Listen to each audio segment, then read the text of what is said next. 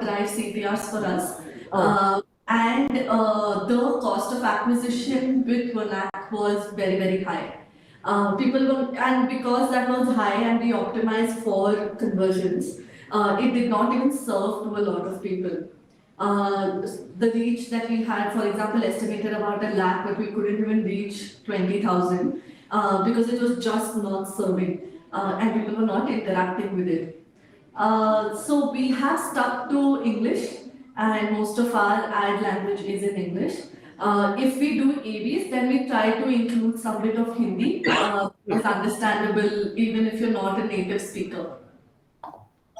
Understood. Trisha, Sher is here now in the call. Sher handles our performance. Sher, can you hear us? I Yeah. I, So, Sher, while you were joining the call, I started with the performance questions. So, she was just telling us that Varnak was not performing as well initially. So, maybe we can suggest some new things if we have anything to suggest. Then, I just introduce Vasudha. She Yes, Shivani. she has hi, done. Vasudha. Hello. This is the entire creative team of Wow, Corders. awesome. Yes, please continue. Continue, yeah. Okay. Second was, have we targeted any specific industries? Have we figured out our content around that? So we did do an experiment initially. We have some top performing industries in Hmm. terms of the amount of, in terms of the number of transactions and also the amount of GMV that they contribute to us. Mhm. And because of the way, at an overall level, e-commerce is the biggest contributor only because of the sheer number of companies there are in e-commerce compared to any other industry. But in terms of the top three, it would be e-commerce, education, and services, which is your IT and your professional services like your law, CA, or even any white collar service that you can think of. We have done that in the past. To answer your question, yes, we have done that in the past, and that continues to be a focus area for us. But the challenge that we faced is on Meta and Google, we do not have very straightforward filters in B2B domain to apply, so it becomes a little difficult to target them accurately. There is a chance of a spillover or that there is it won't be as effective an advertising spend. Shivani, quick question, like what exactly is at the root of some of these questions? If we could understand where some of this is coming from, maybe we could also, because honestly at this point we don't want you to get into like the very nitty-gritties of designing for things that we obviously can't expect you to know. So like while it is important to understand the brand and the context and the category, we don't really want to overcomplicate things for you. So yeah. Vasudha Kakul here. So the questions that I was just asking are primarily a performance-based question, and Sher and I were trying to figure out what the brand has already done and what are the new things that we can add into our pitch or maybe we can experiment with. So we Got it. talked about the industries in focus. We talked about vernacular ads. Have you experimented? So things like that. Yeah, vernacular isn't a big theme because the penetration of the category hasn't reached a point where that is something we need to unlock. Categories, we definitely go after specific ones when it's seasonality is there, or the top two or three categories by size in terms of number of merchants or GMV. So those are things that we keep doing. Yes. Okay. Sher, I have my last question. Agar you have anything, please ask. My last question in performance is if we are spending 3 CR, how much on an average are we spending on videos? Again, not something that I think is very relevant in terms of the conversation right now. In terms of scale of some of these, we can get to it or detailed conversations a little later. Okay. Yeah. Uh, Now about the branding, are we doing any social listening slash ORM activities? So, So our CS team does work on some of these, but none of this from a brand perspective. That's not something that we're doing. Yeah, that is very important because I was going through the LinkedIn and social media profiles now. There is a lot of You could give social us a listening. snapshot of what we could expect to get from there. Happy to, move to something or incorporate something that you would recommend. Done, done. And we can recommend you a couple of tools that Sure. we suggest our brands now. Sure. Also now, about the Trust Razor Pay campaign, how Mhm. was the response and sentiment around it? Because it rolled out recently in 2023. That actually did pretty well. It was something that we did for about 3 to 4 months. Yeah, it was a pretty well performing campaign for us. We used it for performance campaigns as well later on. So while we did just an RNF piece earlier, we did use those pieces for an extended period of time for conversion and consideration also. So it did give us a very positive response in terms of the kind of interest we were able to generate just from a brand perspective. Amazing. Now, in the market leadership ads in your slides, Trisha, I found this copy that says boost sales with the number one payment gateway. So, what is the source and credibility of this tag that we are the number one payment gateway?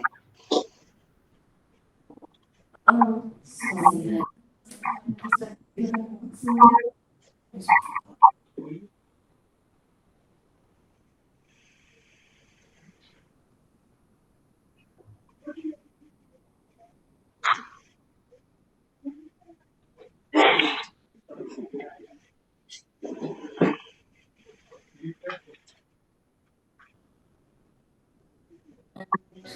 Uh, there's been some amount of the brand research also, the brand track that happened 2 years ago, which maybe have usage patterns from within the category. So one thing is the number of merchants that we have and the size of each of these merchants, right? We are able to determine that we are far ahead from the competition. And also we had run a brand track about 2 years ago and we got a sense of the usage pattern from there. We were able to determine that we are leading the pack in a sense. Right. I also noticed written in the PPT that I think 75 out of 100 unicorns in India are using Razorpay. So that is Yes. actually, yeah, So market leader. size of the market and size of how many merchants are there in different cohorts, that is easy to estimate. And with the knowledge of how many merchants we have on the Razorpay roster, it's something that we're able to claim. So that and the combination of the last brand track that we did a few years ago, yeah. So, hi, Shivani here. I'm just curious to know that on social media we have two pages, right? One is Razorpay with the blue tick, and another one we have Razorpay X. And I have a very interesting insight in that.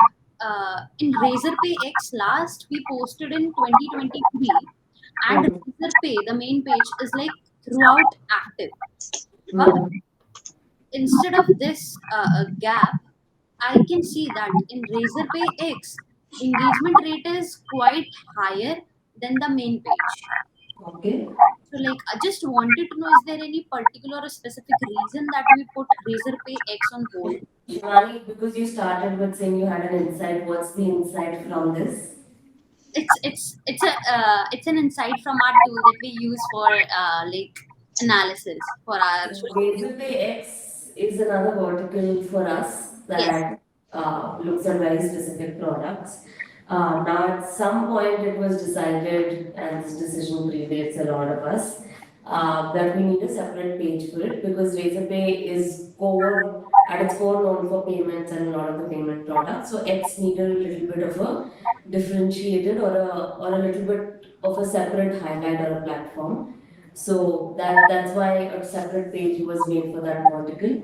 Now there's a lot of changes within that vertical in terms of the kind of products, that we're pushing out, a lot of experimentation that keeps happening. So that's why it's a little on and off. The other thing is that the cohort for Razorpay X is just extremely sharp and very narrow. So there definitely is a little bit of a larger involvement from the core base that the product has. Yeah, but from here on out, like after, I think Razorpay X is the only one which has received a very separate platform. Beyond that, all of the products, whether they are divergent from the core payments, payment gateway piece, everything rests within the Razorpay universe, even on platform, even on social platforms. I have another creative question, like from the creative point of view. Just wanted to know, like we received the brand guidelines, and it is actually very subtle and very managed. But just wanted to know from the creative point of view that is there any scope that we can do some quirkiness with the creative, or we can try something new colors, maybe new pattern. I wouldn't recommend that, and quirk is not really something that we associate as a word or an adjective for the brand. I think witty is much closer and sharper in terms of that description. So if you say quirky, if it's I don't know, like a Dunzo might be a little quirky, right? Or you might have like a Soul Store might be quirky. Like these are brands that you might be able to associate with that word. We're definitely not in that space. Just to highlight, money movement and businesses trusting us with money is fairly serious business. We are a highly regulated company. So there is a certain level of that casualism that we need to stay away from. We're definitely conversational, we're an approachable brand, but quirk is something that applies to us at all. Okay, and what about like trying some new colors with with our I page? wouldn't recommend that. Blue is our core signature color, and that's something that we sort of own out there with accents of some of the greens and the more pale colors that we've shared with you. But blue is something that, because in the category we are associated with, and that specific color or shade of blue, something that we're associated with. I don't think at this point we're really looking to expand the visual identity of the brand. If staying within that, there are things that you can explore and that you think can be done, we're more than happy. But extending the colors, maybe going for certain shapes that are more rounded, not as sharp, like a lot of those things I think would not fit in at all. Okay, Yeah. just wanted to know some like I have some two three questions more. Uh, Razorpay is like for the global audience, right? Yeah. But most of the content we इसमें it's English, but the influencers or the person we are inviting over our pages, they are more or less they are Indian only. So How? we are not, our core audience is in India. We cater to Indian businesses, but we can also, a lot of our cross-border products can be used by for businesses that want to say import from India to the US or export from India to other markets, right? So only those products become relevant to someone sitting in the US. We again, as a product, we need license and regulatory nods from any other geography that we're in. So we don't have another business this thing that's probably sitting in the US right now and operating in that market. We are expanding to other markets. For example, we had an acquisition with a Malaysian for a Malaysian business called Kerlek. So now Razorpay Kerlek is something that onboards folks in Malaysia, and we're expanding to a lot of other countries. But India is our base. Yes, Shreyas. I have a question. Have you tried psychographic segment targeting? On what platform? Psychographic. Let Yeah, in what let sense? I get psychographic, but me with the example. For example, we all have a smartphone. But if we have a teenager in our house, they buy a smartphone with the different reasons, and a middle-aged person will buy the smartphone with the different reasons. works brilliantly in B2C, but it's not something that is very relevant to the B2B product. So I'm talking about the industry wise. For example, we are targeting the e-commerce uh, industry. We should have a different kind of message which cater to their exact niche problems. Which That's what we were talking about earlier. We have done that. But still, it's not psychographic targeting. The targeting is still based on the kind of business you operate. The message is definitely tailored to and targeted for that segment. So that's not psychographic targeting. Psychographic targeting might be is a premium shopper, likes certain types of brands, likes to go out to eat at certain types of places. As far as targeting is concerned, all of this is psychographic. In B2B, that doesn't work. In B2B, it needs to be runs a business, has a business page, is buying B2B tools, is has liked say a delivery or 10 other B2B services. So there's little space for psychographics to target let me in share our audience. an example with you. Suppose like we are selling digital marketing. There is a way. Digital marketing is a plain and simple terminology which is understood by most of the people. If we are start selling, if you want to grow your dealer distributor chain, you can contact us. Instead of asking for digital marketing, we are pinpointing the particular audience with the particular pain area.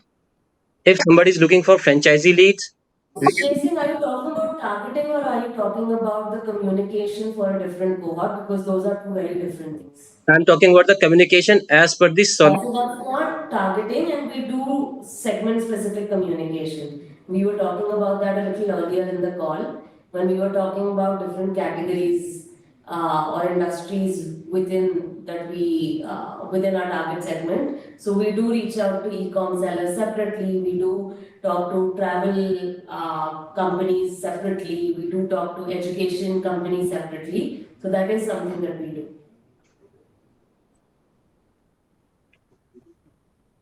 okay. Yeah. Shivani, you had some other questions? No, like it's already answered. Thank you so Okay, much. awesome. So about the magic checkout, Hmm. Vasudha and Trisha, do we have a product feature comparison chart where we map with our competitors? Anything of that sort? Do we have it? It's a little dynamic in terms of what that looks like. Let us try and get you something. Okay. Yeah.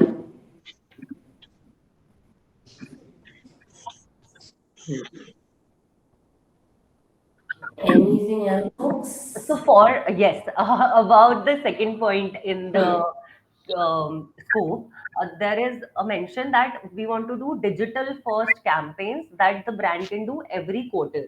Hmm. So every quarter, how do you see it? That, for example, there is one set communication. For example, let's say there is one set tagline or a hashtag, and Hmm. then we use the same hashtag in different quarters. Or Hmm. that is one approach that we can take. And second approach that we can take is that, for example, there is taxation time. Just an example, or a new So financial it's year. actually neither of these. Do you want to talk about what do you mean by yeah, some of those candidates? Yeah. So, Kapil, we had talked about this, right? We wanted to do something where which is non-advertising and also kind of opens up, like, how can I put it this way? So performance marketing for us is kind of limited to say Meta and Google, right? But Hmm. digital universe where our consumers are, there are, say for example, on YouTube, or like you said, on LinkedIn. Is there something which is non-advertising led that we can do for them? We had talked about this campaign that we had done very recently called Razor Pay Sprint. Hmm. The idea was that we wanted to show all of the products that we have launched in the year, all the innovative products that we've launched in the entire year, and they can get more information about that, right? And this ran on social, on YouTube. We also had a landing page where you could, the one that I shared with you, where you could get more information. And if you are interested, you can also set up a call so that you see if it's a fit for your business and how you can integrate that. So the idea was that we have solutions that can help you grow, and we are built for commerce. So you come check out all the innovative stuff that we have done, and that kind of the word that we like to use is global maxima. Like, what is the entire view of a payments brand that you would like to project in these campaigns? So advertising is one way of reaching out to your customers. Events is another. PR is another. We just want to find more avenues in terms of what all can be done. So razor-based print is one of the ways to have like an engaging branded IP where we capture all innovation once a year for people to come and go through and sort of feel excited to see what they can use for there. So it's what we meant was, can we come up with more ideas for what the brand can do beyond just basic advertising? That so within advertising, there's obviously seasonality, there's hashtags, there's social stuff, but we come up with ideas for more non-advertising legs for the brand to stand on and be top of mind for our consumers. Sure. Yeah, you can also look at what some of the other B2B brands do, or what some of the other brands within our category do, either in India or globally. There will be things that are specific. Okay. So I understand that the second point that you have mentioned here is not communication led. This is basically activity led. Yeah. Okay, understood. Any other questions from the team? From my end. Okay, Trisha and Vasudha, thank you for your time. I think we are good for now. And we're exactly on time. So Thank you so much. Yeah, thanks a lot, Thanks for folks. Okay, bye. Thank you for your questions.